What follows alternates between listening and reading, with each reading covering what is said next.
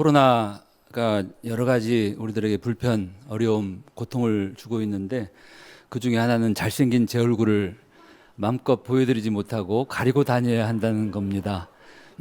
아마 저하고 같은 생각이신 분들 많으시죠? 예, 많으신 것 같아요. 이 코로나는 어려움이기도 하고 또 한편으로는 기회, 또 선물이기도 하다고 생각해요. 오프라인으로 이렇게 대면으로 할 경우 같으면은 참가자들이 제한되어 있을 텐데 이렇게 또 온라인으로 직접 실시간 영상을 통해서 또 많은 분들이 아마 이 시간에 함께 할 것 같습니다. 앞에서 기조발제 그리고 김용미 선생님께서 이제 건축 물론 도시까지 했는데 저는 도시 이야기, 특히 도시공간 이야기를 좀 할까 합니다. 제가 서울연구원에 처음 들어갔던 게 94년 초, 그리고 보행환경연구를 처음 시작했던 게 95년, 그러니까 25년 전이죠.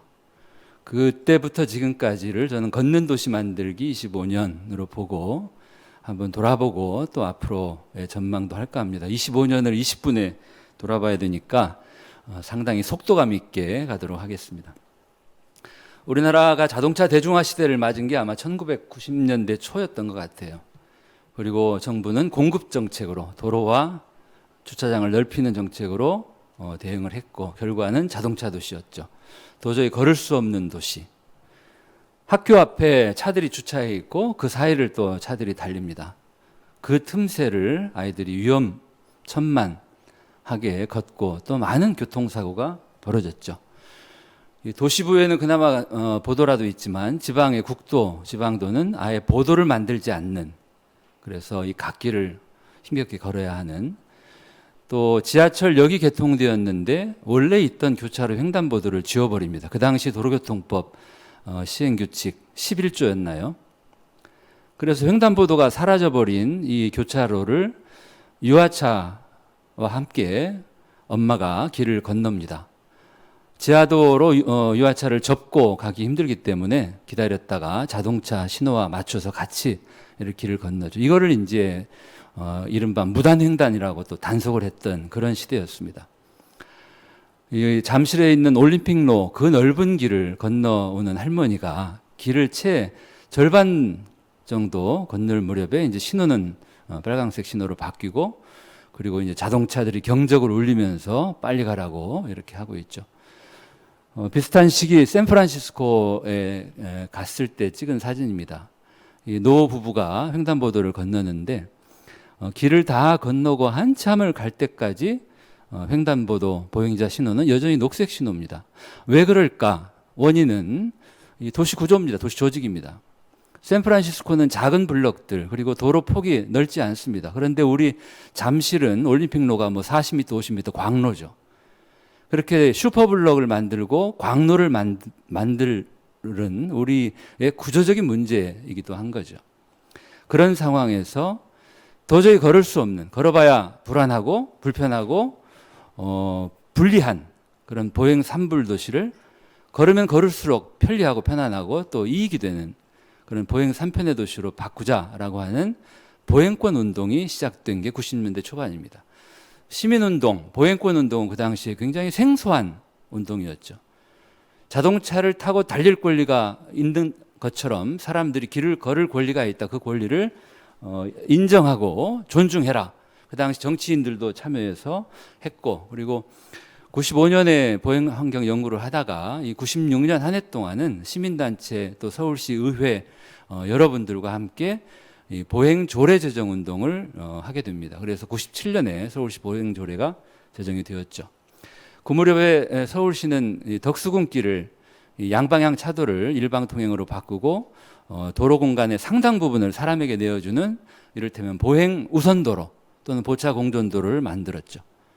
그리고 지하도만 있고 횡단보도가 없던 교차로 또 주요 길목에 횡단보도를 복원을 합니다. 예술의 전당 앞에도 횡단보도가 복원이 되었죠.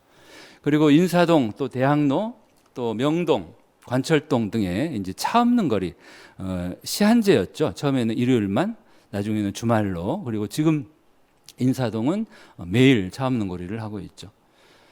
민선 2기 이 시청 앞 광장은 정말 이 고속도로 인터체인지와 다를 바 없었습니다. 시청 앞인데 자동차는 모든 방향으로 회전을 하고 사람은 땅 위를 건널 수가 없던 그 시청 앞에 보행 광장을 만들었던 게 2004년이었고, 또 시청 뒤에 이 보행자를 배려하는 횡단보도죠. 스크램블, 이 대각선 횡단보도가 등장을 했습니다. 그리고 자동차 중심 도시를 이제 대중교통 중심 도시로 바꾸기 위한 대중교통 개혁이 있었고, 그리고 서울의 상징과도 같은 광화문 내거리에 드디어 횡단보도가 모든 방향으로 설치가 되었던 게 이 무렵입니다. 그리고 이 차도 속에 덩그러니 섬처럼 고립되어 있던 남대문에 이 보도가 사람끼리 연결이 되어서 광장이 만들어졌고, 또 2009년인가요? 오세훈 시장 임기 중에는 광화문에 광장이 또 만들어졌죠.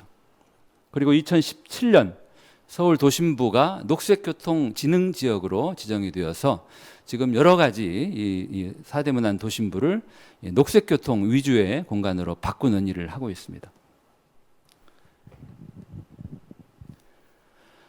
우리가 이렇게 해왔다면 다른 도시들은 어땠을까? 상당히 많은 일들을 더 우리보다 놀라운 강도로 했죠. 특히 코펜하겐 같은 도시는 60년대부터 도심부, 자동차 중심 도심부를 사람 중심으로 야금야금 바꾸는 일들을 해옵니다. 광장을 조금, 또 길을 보행 공간으로 바꾸고, 이런 일들을 근 30여 년, 40여 년 하면서 이를테면 도심부를 보행화하는, 사람의 공간으로 재편하는 노력을 해왔죠.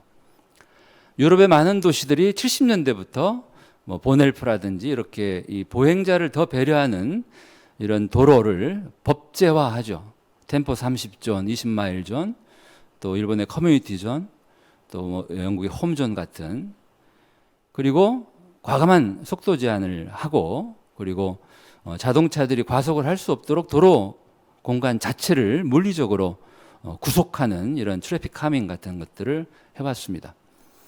99년 뉴욕 출장을 가서 아주 놀라운 광경을 봤습니다. 당시 루돌프 줄리아니 뉴욕 시장이 맨하탄에서의 자동차 주행 속도를 조금 올리겠다는 이유로 내거리 횡단보도를 하나씩 막습니다. 울타리를 치죠. 그렇지만 보행자들, 뉴요커들은 무시하고 걸어갑니다. 그리고 찰스 코마노프라는 사람이 논문을 씁니다. 횡단보도 하나를 막음으로 인해서 운전자들이 얻는 시간 이익과 보행자들이 우회해서 건너야 함으로 인해서 잃게 되는 시간 손실을 계산해 보니까 이 조치는 경제적으로 잘못된 조치다. 결국 뚜벅이들이 이기게 되고 줄리아니 시장은 두 손을 들게 되죠. 그 무렵 파리 출장을 가서 또 목격했던 광경입니다. 파리는 90년대 후반 매주 금요일 저녁에 파리시를 관통하는 이 주요 간선도로를 자동차를 막고 사람들에게, 특히 인라인 스케이터들에게 내줍니다. 자동차 도로를 마음껏 달려보고 시민들은 야, 이게 내 거구나, 내 공간이라고 하는 것을 온몸으로 느끼게 되죠. 자동차 도시를 사람의 도시로 지혜롭게 바꾼 대표적인 예가 꾸리치바시죠. 자이메 시장은 이 유명한 그 테드 강연에서 재미있게 비유를 합니다. 미스터 오토, 이 자동차 씨는 대단히 이기적인 사람입니다. 사람은 한두 명밖에 안 태우면서 엄청난 공간을 요구하고 매일같이 술을 마시고 재채기를 한다. 반면에 아주 친절한 아코디언 씨는 네, 이거는 넘어가겠습니다. 그래서 굴절버스, 그리고 이 튜브 승강장, 그리고 버스 전용차로를 엮어서 BRT를 만들죠. 지하철보다 훨씬 적은 비용의 대중교통수단을 만들어내서 이 교통 문제들을 해결하죠. 이 시기가 1974년입니다. 놀랍죠. 콜롬비아 보고타의 시장이었던 엘리케 페날로사 시장도 2000년대 초반 이 차 없는 날을 독자적으로 운영하고, 또 BRT, 이 트랜스 밀레니오를 도입하고, 또 차 없는 거리 시클로비아 등등을 통해서 이 도시 공간을 혁신적으로 바꾸죠. 뉴욕 전 시장이었죠. 마이클 블룸버그 시장 때 자넷 사딕 칸 여성 교통국장은 놀라운 일을 벌입니다. 이 브로드웨이의 타임스퀘어 주변 차도를 막아버리고 보행 공간으로 바꾸는 일을 하죠. You know, at Times Square, there was a snowball fight that took place, completely spontaneous, completely unplanned. And it's not like I ever thought, hey, we're going to reclaim space here and there's going to be a snowball fight.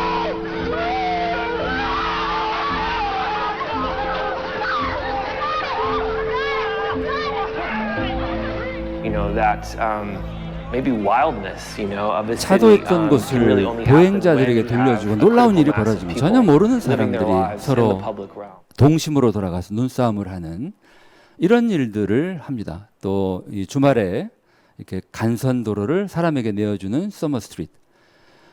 지금 현직 그 안이달고 시장 전임 시장이었던 베르트랑 들라누에 이분이 파리 시장을 14년 하셨죠. 물론 그 시절에 지금 안이달고 시장이 임기 내내 부시장을 했었습니다. 우리 대한민국의 월드컵 그 대회가 열렸던 2002년 여름에 세느 강변의 자동차 고속도로를 한 달간 폐쇄를 합니다.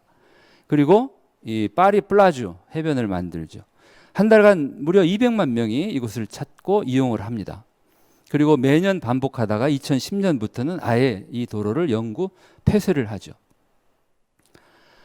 들라누에 시장을 뒤를 이어서 파리 시장을 했던 지난 6년을 이미 시장을 했던 안 이달고 시장은 지난 7월에 재선에 성공합니다. 그런데 향후 6년 동안 시정 계획이 놀랍습니다. 이 시정 계획을 관통하는 키워드는 생태와 연대와 건강이죠. 이러한 키워드를 가지고 현재 두 개의 이 볼로뉴 숲 그리고 뱅센 숲 대규모 파리의 도시 숲에 추가해서 숲을 하나 더 만들겠다는 겁니다. 베르시 샤랑통 이 지역은 상당히 넓은 지역에 6개의 초고층 건물을 신축하는 이미 계획이 승인이 났던 곳인데 전면 백지화하고 이곳을 도시숲으로 바꾸겠다라고 하는 공약을 내세웠죠. 그리고 여기에 더해서 추가로 3-4개의 대규모 도시숲을 건설하겠다. 파리에 지하철이 다니는 노선도인데 땅속에 지하철이 다니는 이 구간 지상부에 벨로폴리탄 프로젝트를 하겠다. 자전거도를 만들겠다는 겁니다. 이 자전거도로는 이 노면에 다니는 트램에 비해서 건설비가 24분의 1, 또 노면 트램은 지하철의 85분의 1입니다. 그러니까 이렇게 이 지하철 노선의 벨로폴리탄을 만드는 데 드는 비용은 지하철 2km 구간 건설 비용에 불과하죠. 이렇게 적은 비용으로 도시구조를 혁명적으로 바꾸겠다. 또 하나는 이미 파리시에 지금 그 보시면 파랑색 부분이 30km 속도 제한을 하고 있는 구역이죠. 이렇게 이런 지역들을 늘려서 이제 파리의 전역을 자동차 주행 속도를 30km로 제한하겠다. 또 파리의 그 수많은 노상 주차장의 거의 4분의 3을 임기 중에 폐쇄하고 자전거도로 또 보도, 녹도로 바꾸겠다.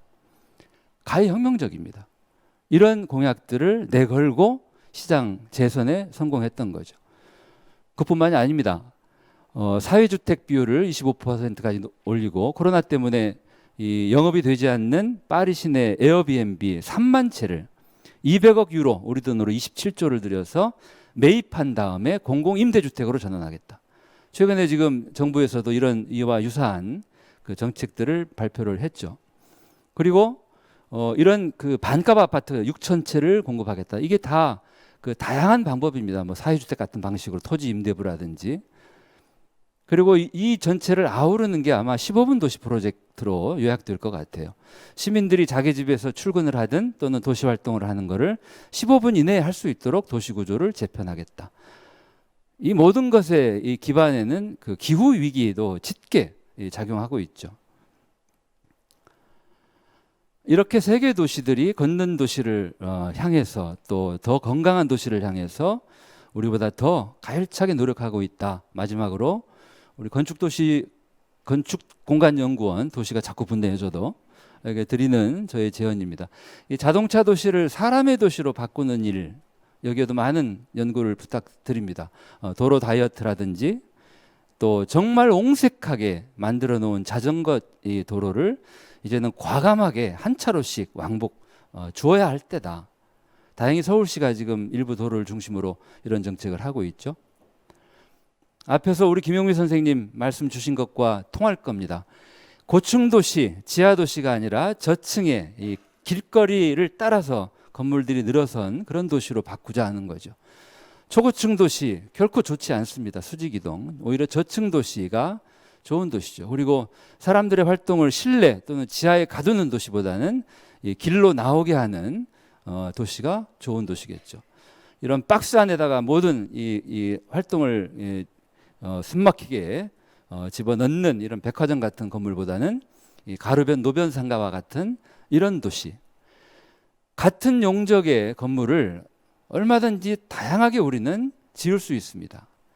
꼭 고층으로 지어야 고밀도를 채우는 게 아니고 이렇게 세울 수도 있고 옆으로 눕힐 수도 있고 아예 납작하게 이 건폐율을 올려서 지을 수도 있는 거죠. 어떤 게 좋은 도시일까? 저는 우리 김용미 선생님께서 그 좋은 계획을 어째 당선이 안 됐는지 안타까운데, 이 오른쪽과 같은 도시, 같은 용적입니다. 똑같습니다. 그렇죠? 그리고 경관 문제도 말씀드리겠습니다. 흔히 아름다운 도시를 스카이라인으로 얘기하는데 우리나라 도시들은 대부분 지형 자체가 이미 아름다운, 그래서 바디라인이 어쩌면 더 아름다운, 굳이 사람이 건물을 가지고 건물의 윤곽선으로 일부러 아름다움을 만들려고 하지 않아도 이미 타고난 민낯이 아름다운 타고난 미인, 어쩌면 그대로 두는 것도 좋은 도시 설계일 수 있다 하는 거죠. 그리고 마지막으로는 지금은 재생 시대입니다.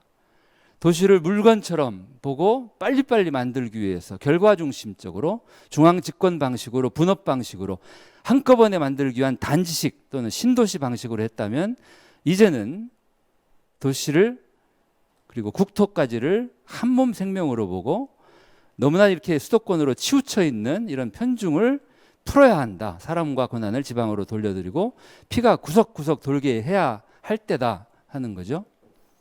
더는 신도시 짓지 마라. 저는 정말 수도권 신도시에 대해서 반대합니다. 지방도 마찬가지예요. 신도시는 재앙이 될 수 있다. 사람들이 지방에 내려가서 더 행복하게 살 수 있도록 원도심에 가서 또 시골 마을에 가서 중소도시에 가서 그렇게 하기 위해서는 저절로 되지 않습니다. 국가가 이제는 수도권에 더는 이 대규모 재정 투자를 하지 말아야 한다. 수도권 지어주고 철도 연결하고, 저는 개인적으로 왜 GTX 같은 그런 수도권의 이 기간 철도를 엄청난 돈을 들여서 하는지 이해할 수가 없습니다. 수도권은 이미 기존에 있는 철도망과 도로망으로도 충분합니다. 계속 수도권에 이렇게 공급을 하면 결국 사람들은 수도권으로 와라라고 하는 선언과 다를 바 없겠죠. 결국 도시를 바꿀 때다. 그것도 아주 혁신적으로 바꿀 때다. 이 찰스 몽고메리 해피시티의 저자죠. 5년 전 서울에 왔을 때 제가 인터뷰 기회가 있어서 물었습니다. 도대체 어떻게 해야 우리가 도시에서 행복하게 살 수 있겠는가? 답은 의외였어요. 참지 말고 풀어라. 도시의 주인이 시민이다. 또 치료의 주체도 의사 또는 제약회사, 병원이 아니라 환자여야 한다. 저는 같은 맥락으로 생각합니다. 그리고 이미 많은 국내외 도시들이 이 과거의 마을, 과거의 도시로부터 더 건강하고 더 행복한 도시로의 전환을 위해서 애를 쓰고 있습니다. 그것은 시민들의 손에 달려 있다고 봅니다. 이 시민들이 끊임없이 새롭게 고쳐 쓰는 이런 업사이클 운동, 또 자기 손으로 뭔가를 만들어 쓰는 이 메이커 운동도 저는 앞으로 우리가 깊이 관심을 갖고 우리 도시 문제에 적용했으면, 제가 목공을 배우고 우리 아내를 위해서 만들어준 화장대입니다. 1년을 걸려서 만들어서 상납을 했더니 약발이 10년 정도 다시 이제 하나를 만들어 드려야 할 때가 다가오고 있습니다. 그리고 또 손으로 직접 키우고 만드는 이런 문화들도 필요하다고 생각합니다. 결국 스마트 시티 얘기도 많이 하는데 저는 기술이 스마트 시티를 만들어주는 게 아니라 시민들의 스마트한 생각과 삶이 스마트 시티를 만들어주는 게 아닌가. 중국 사람들이 스마트 시티를 지혜도시, 지혜성시라고 부르는 게 저는 굉장히 공감이 갑니다. 기술이 아니라 우리들의 삶이 지혜로워야 하지 않겠는가. 이 걷는 도시 생각할 때마다 늘 떠오르는 분, 고 강병기 교수님이시죠. 이분의 그 묘비명처럼 정말 좋은 도시, 특별한 거 아니다. 걷고 싶은 도시, 그게 정말 좋은 도시다. 우리 건축 공간연구원 새로운 탄생 축하드리고, 정말 건축뿐만이 아니라 도시공간에 관한 연구의 중심지 역할을 오래오래 잘 해주시기를 부탁드리면서 발표 마치겠습니다.